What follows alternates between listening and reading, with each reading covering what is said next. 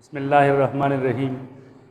अस्सलाम वालेकुम नाज़रीन, आप देख रहे हैं क्रिमिनल लीगल इन्फो और मैं हूँ Riaz, cadet instructor, police training college Hangu.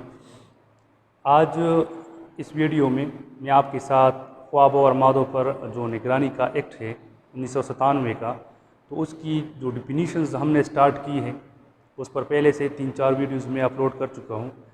तो आगे उसमें कुछ मज़ीद डिफिनीशंस है वो आज डिस्कस करेंगे, क्योंकि इस कानून की डिफिनीशंस ये बहुत वसी है और तमाम डिफिनीशंस वो बहुत ही अहमियत के हामिल है।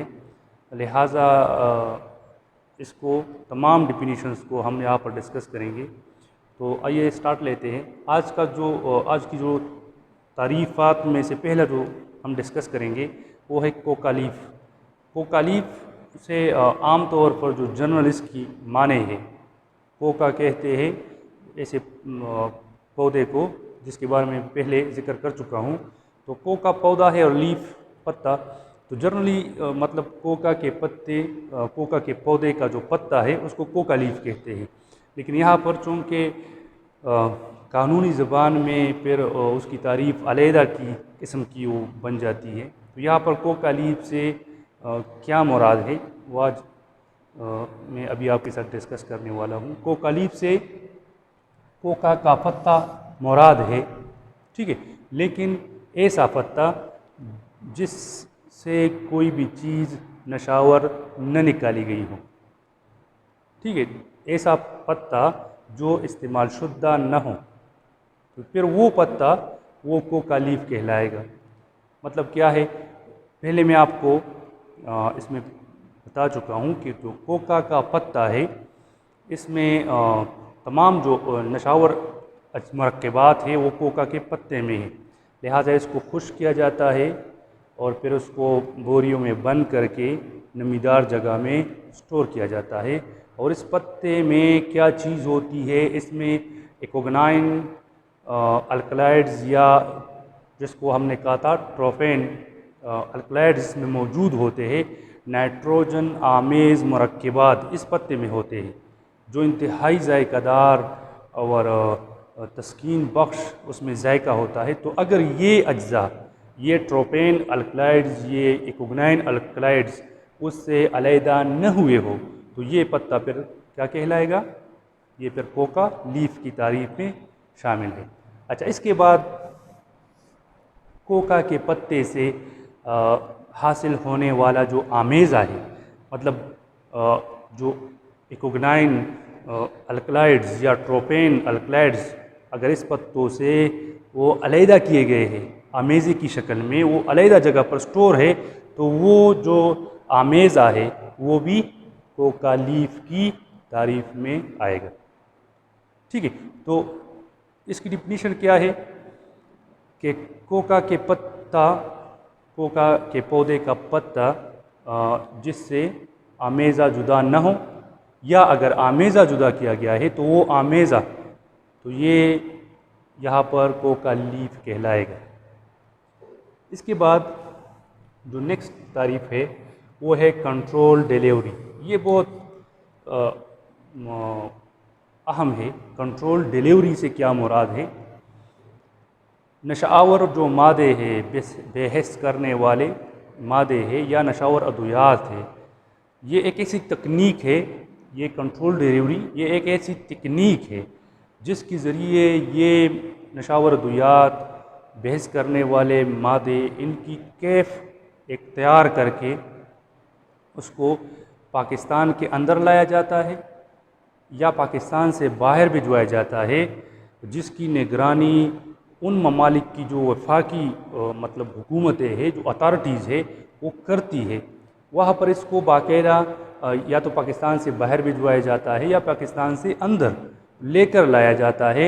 नशावर चीज़ों के बारे में बात हो रही है, अद्वियात की या जो बहस करने वाले मादे हैं, मंशियात है, किस मकसद के लिए, ताकि इस डिलीवरी के ज़रिए जो मंशियात का काम करने वाले लोग हैं या मंशियात का अगर कोई केस है उसमें तफ्तीश की जाए और ऐसे अशख़ास को मंजराम पर लाकर गिरफ़्तार किया जाए।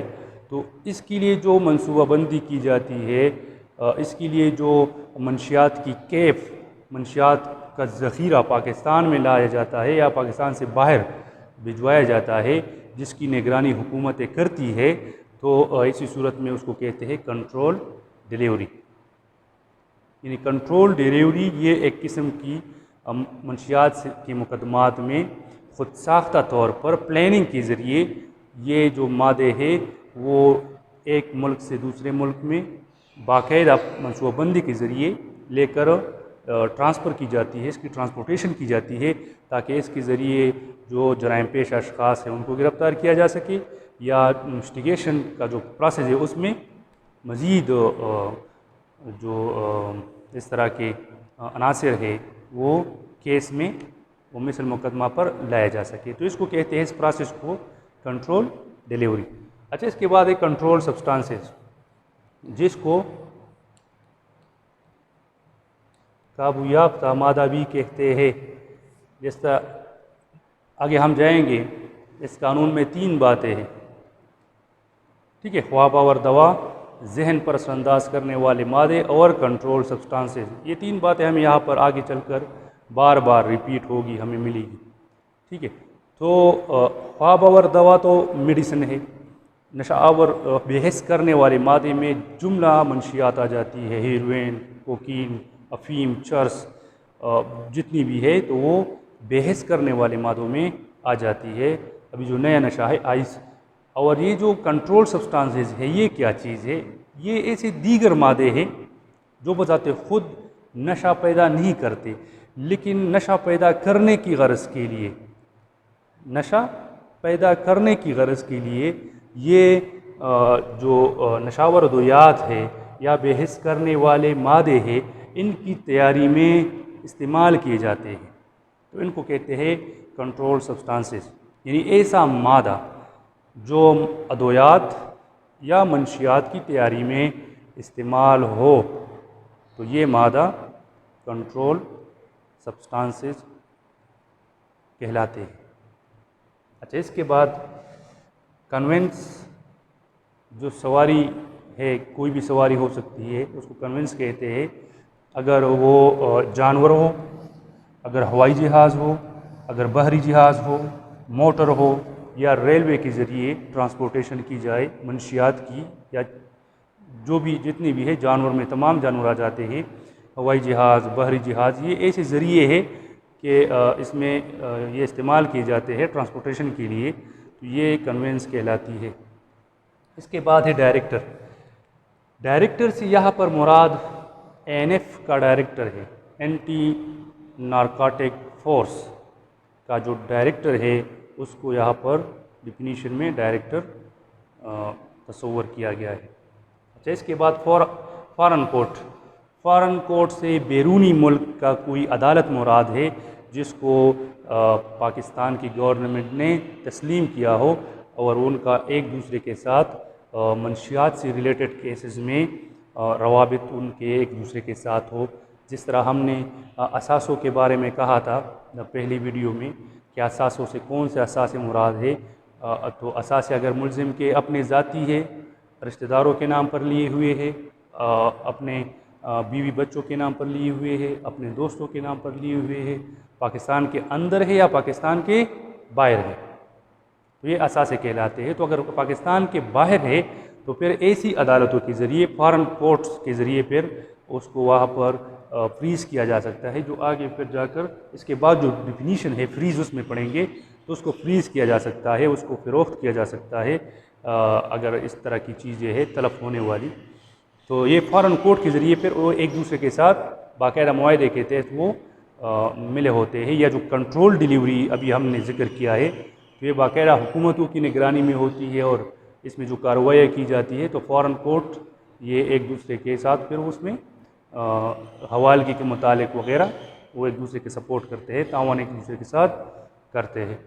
अच्छा, इसके बाद है फ्रीजिंग, फ्रीज़ करना, मुंजमद करना असाजात को। ये इख्तियारात है इस खुसूसी अदालत का जो अभी हमने ज़िक्र किया है, फॉरेन कोर्ट का या हमारी जो अदालत है उसका, या किसी भी ऐसे शख्स का जिसको वफाकी गवर्नमेंट ने या सूबाई गवर्नमेंट ने ख़ास तौर पर मंशियात से रिलेटेड जो मुकदमात है उनके असासजात को फ्रीज़ करने के लिए मुकर्रर किया गया। तो फ्रीजिंग से क्या मुराद है? जो नशावर चीज़ें हैं या जो प्रॉपर्टीज़ है मुलजिम की, ठीक है, उनकी जो असासजात है उनकी मुंतकिली अभी अगर बैरूनी मुल्क है तो उसको पाकिस्तान में ट्रांसफ़र करने का प्रोसेस किसी एक ज़िला से किसी एक सूबे से दूसरे सूबे को ट्रांसफ़र करना, पाकिस्तान के अंदर या पाकिस्तान के बाहर उन असासजात की मुंतकिली, उसमें चेंजिंग करना, ठीक है, ये खुसूसी अदालत का भी इख्तियार है और ऐसे शख्स का भी जिसको वफाकी गवर्नमेंट ने अगर इख्तियार दिया हो उसको फ़रोख्त भी किया जा सकता है। ऐसे असासजात को ले जाने पर उसकी पाबंदी भी लगाई जा सकती है कि इसको इस जगह से दूसरी जगह मुंतकिल नहीं किया जाएगा।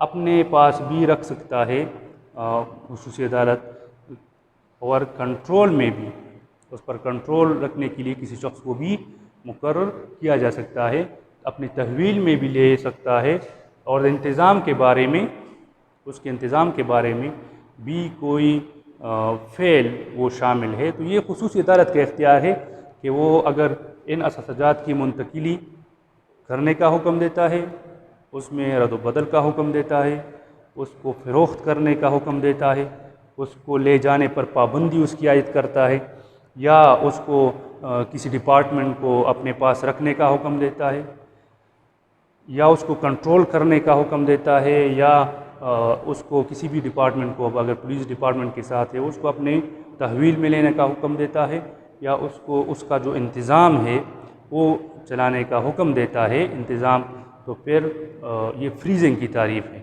लेकिन यहाँ पर एक अहम बात है कि अगर ऐसी मुलजिम की प्रॉपर्टी है जो ख़राब होने का उसका अंदेशा है, तो ये जो खुसूसी अदालत है ये उसको फ़रोख्त करने का भी हुक्म दे सकता है। मिसाल के तौर पर मुलजिम की प्रॉपर्टीज़ में ऐसे बागात है जो जिस पर फल लगी हुए है और वो मतलब बिल्कुल पक चुके हैं, तो ऐसी सूरत में जो चूँकि उनके ख़राब होने का खदशा है, तो फिर उसको खुसूसी अदालत फ़रोख्त करने का हुक्म दे सकता है, और उसके पैसों को फिर बाकायदा महफूज रखा जाएगा जब तक उस केस का वो फैसला ना आ जाए।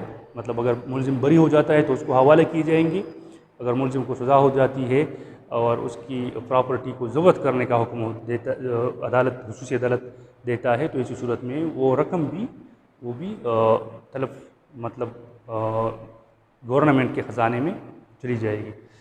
अच्छा, इसके बाद है मैन्युफैक्चर। मैन्युफैक्चर मतलब तैयारी, किस चीज़ की तैयारी? नशावर अद्वियात की तैयारी, बेहस करने वाले मादे की तैयारी। तो इसकी तैयारी से क्या मुराद है? इसकी तैयारी से मुराद है नशावर अद्वियात और बेहस करने वाले मादे को हासिल करने का तरीक़ाकार। कौन से तरीक़ाकार के मुताबिक? पौधों से ये नशावर अद्वियात के लिए मादे या बेहस करने वाले जो मादे हैं उनके लिए जो मरकबात है वो किस तरह हासिल किए जाते हैं, ये मैन्युफैक्चर की तारीफ़ है। फिर उसको साफ़ किस तरह किया जाता है, जो साफ़ करने का प्रोसेस है वो भी मैन्युफैक्चर कहलाता है। अच्छा, उसमें अगर कोई चेंज करना है, तब्दीली करनी है, उसको रंगदार बनाया जाता है, उसको खुशबूदार बनाया जाता है, तो वो जो प्रोसेस है उसको यहाँ पर आप मैन्युफैक्चर कहेंगे, वो मैन्युफैक्चर कहलाएगा। और उसकी फिर जो फ़ाइनल तैयारी है, फ़ाइनल खालिस शक्ल में तैयार करना और उसकी पैकिंग करना, उसका बनाना, तो ये भी मैन्युफैक्चर की तारीफ़ में शामिल है। तो मैन्युफैक्चर से यहाँ पर मुराद है पौधे से लेकर तैयारी तक, पैकिंग तक का जो अमल है, उसमें जितनी भी चीज़ें शामिल है नशावर अद्वियात के मुतालिक और बेहस करने वाले मादों के मुतालिक, तो वो मैन्युफैक्चर कहलाता है। पौधों से लेने वाले अज्जा मैन्युफैक्चर है, उसको साफ़ करने का प्रोसेस मैन्युफैक्चर है, उसको उसमें तब्दीली लाने का प्रोसेस मैन्युफैक्चर है, उसको फ़ाइनल शक्ल में बनाना, तैयार करना, ये मैन्युफैक्चर कहलाएगा। तो ये तारीफ़ात थी, चंद अहम तारीफ़ात थी, ख़ासकर कोकालीफ, कंट्रोल डिलीवरी, ठीक है। इस तरह इसमें मज़ीद हमने कंट्रोल सब्सटेंसेस जो आगे इसकी हम बहुत ज़्यादा इसमें हर सेक्शन में आपको ये सुनने को ये बात मिलेगी, कन्वेंस, डायरेक्टर, फॉरेन पोर्ट और फ्रीजिंग। फ्रीजिंग से खुसूसी अदालत के कौन से इख्तियारात है ऐसी प्रॉपर्टी से मुताल्लिक, अगर वो मुलजिम के है तो क्या क्या उसके साथ कर सकता है, या मैन्युफैक्चर से क्या कौन सा प्रोसेस मुराद है। तो ये आज की डिफिनीशंस थी। उम्मीद है आपको इस पर समझ आ गई होगी। अगर फिर भी इसमें किसी के जहन में कोई बात है तो आप हमारे साथ डिस्कस कर सकते हैं कमेंट बॉक्स में, बाकायदा आप हमें रिप्लाई दे सकते हैं। इसके अलावा अगर आपको हमारे चैनल की वीडियोस वो पसंद आ रही है और आपको उससे इस्तिफ़ादा आप उससे हासिल कर रहे हैं तो लाजमी हमें फीडबैक दें और इस चैनल को सब्सक्राइब करें, अपने दोस्तों के साथ शेयर करें, ताकि आपको नई जो वीडियोज़ है वो वक्तन फ़वक्तन बर वक्त आपको मिलती रही। अगली वीडियो के लिए मुझे इजाज़त दीजिए। अल्लाह हाफ़िज़।